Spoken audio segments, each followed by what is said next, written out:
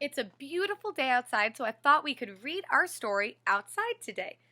We're going to be reading Ivan, the Remarkable True Story of the Shopping Mall Gorilla by Katherine Applegate, and it's illustrated by G. Brian Karras.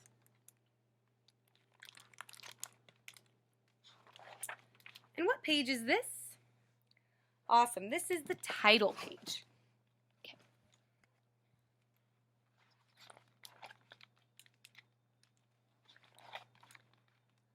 In leafy calm and gentle arms, a gorilla's life began.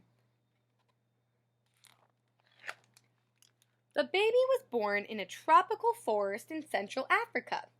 He was part of a large family of western lowland gorillas. The troop included babies, juveniles, females, and a male leader, the silverback. The more the baby gorilla grew, the more he played. The more he played, the more he learned. He rode on his mother's back. He listened to the hoots and grunts and chest beats of his father. He watched the older gorillas, clever and quick, as they wrestled and chased and swung from vines.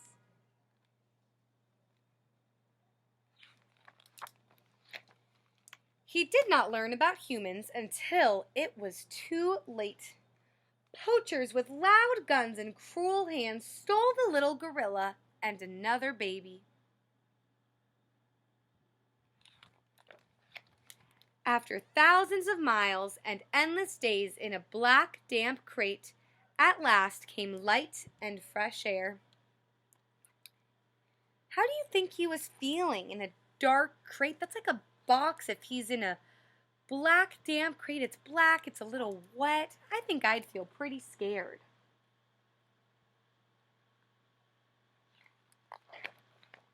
The jungle, green with life, was gone. The gorillas had traveled halfway around the world to Tacoma, Washington. A man who owned a shopping mall had ordered and paid for them, like a couple of pizzas, like a pair of shoes.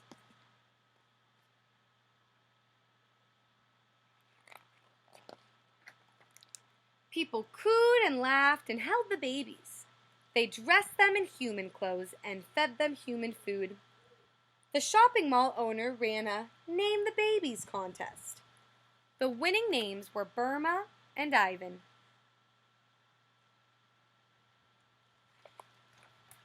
One dark day soon after the babies arrived in their strange new world, Burma died.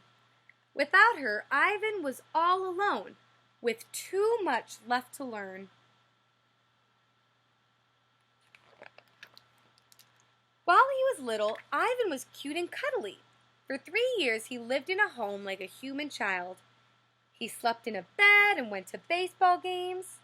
He held babies and rode on a motorcycle.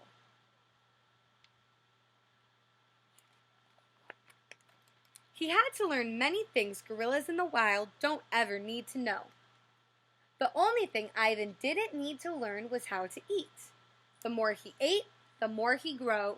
The more he grew, the less he could live a human life in a human house.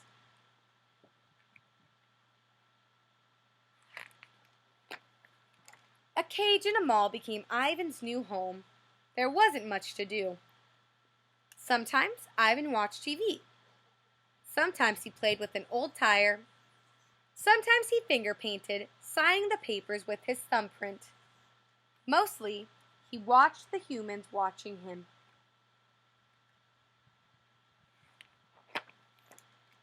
Ivan was about 13 when his coat began to shimmer with silvery white hairs. He'd grown into a silverback gorilla.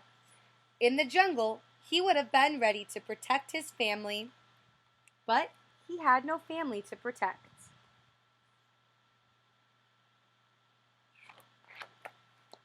Year after year passed. People began to grow angry about Ivan's lonely life. Children and adults wrote letters and signed petitions and held protests.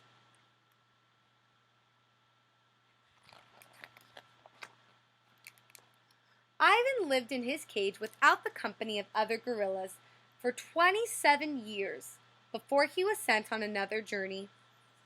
This time, the hands were gentle. Zoo Atlanta wasn't a jungle. It was a place with walls.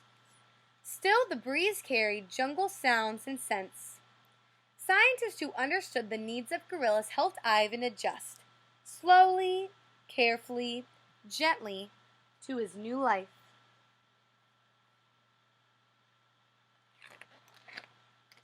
Finally, it was time. Was Ivan ready? Cameras clicked. Reporters watched.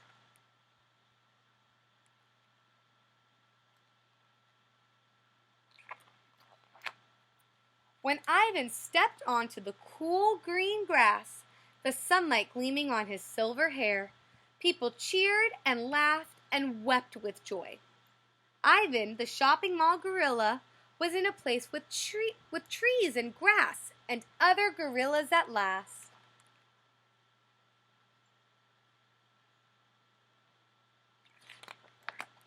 In leafy calm, in gentle arms, a gorilla's life began again.